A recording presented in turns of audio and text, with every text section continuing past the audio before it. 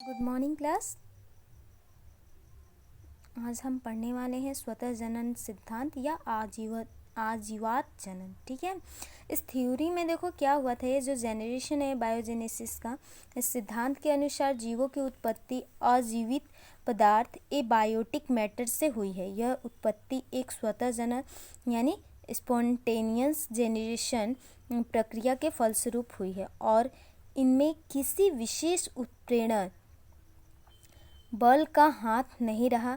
इस दिशा में निम्नलिखित विद्वानों ने अपने अपने विचार दिए हैं। ठीक है, देखो अगर इनकी बात करें साइंटिस्ट की, तो एक साइंटिस्ट थे इपिक्यूरस नामक साइंटिस्ट। इन्होंने कहा था कि अनेक प्रकार के कृमि यानी वॉर्म जो होते हैं वो कृमि और अन्य जंतु मिट्टी एवं खाद्य से ही उपयुक्त नमी, सूर्य की गर्मी, हवा आदि की उपस्थिति में स्वतः पैदा हो जाते हैं।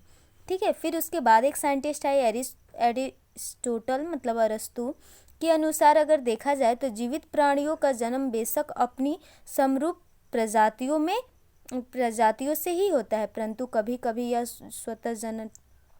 स्वतः उत्पन्न हो जाते हैं। इस प्रकार कृमि, मक्खी, लार्वा, टिड्डे, टिक्स आदि जितने भी माइक्रो ऑर्गेनिज्म हैं वो सड़े गले खाद्य, मिट्टी, मॉस, मीट से ही क्या होते हैं, स्वतः जन्म लेते हैं। इस प्रकार मछली, समुद्री सी मड से मेढक, स्लाइमेडर, मिट्टी गली हुई जो मिट्टी होती है ना उससे, तितलियाँ पनीर से पैदा होती हैं। ठीक है, बाद में जो साइंटिस्ट है उन्होंने ऐसा देखा कि जो एबायोसिस जनरेशन था उनके जो स्वतः जनन का ये सारा सिद्धांत दिया जा रहा था, वो स्वतः जनन के सिद्धांत के विश्वास करने लायक तो नहीं था। उससे मान्यता प्रदान करने वाले जो साइंटिस्ट थे बेल्स, अनेक्सिमेंडर, न्यूटन और डेकार्ट भी प्रमुख थे।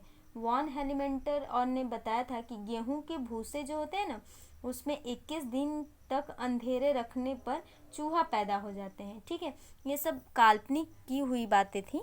बाद में देखा गया जो स्वतः जनन सिद्धांत 17वीं शताब्दी के यानी कॉमन मैन के वर्गों में वैज्ञानिकों ने अपने अपने मतलब बात को रखा।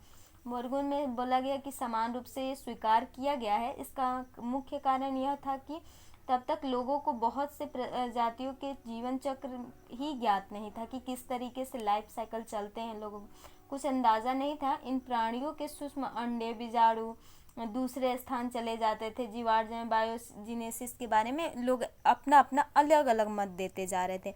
बाद में देखा गया कि जीवात जनन जो बायोजेनेसिस सिद्धांत के प्रतिपादन के पश्चात अजीवात जनन सिद्धांत को क्या कर दिया गया, गलत कर दिया गया। जब पहले देखो लोग ज़्यादा तो पढ़े लिखे थे नहीं, एक काल्पनिक बातों पे ही क्या कर देते थे, सही मान लेते थे। तो पहले जो साइंटिस्ट थे उन लोगों ने क्या किया, अपने अपने मत देते गए।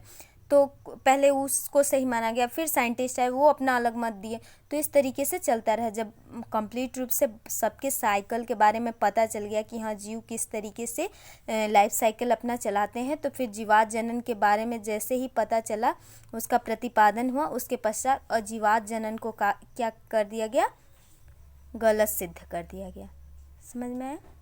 ठीक है, थैंक यू क्लासेस।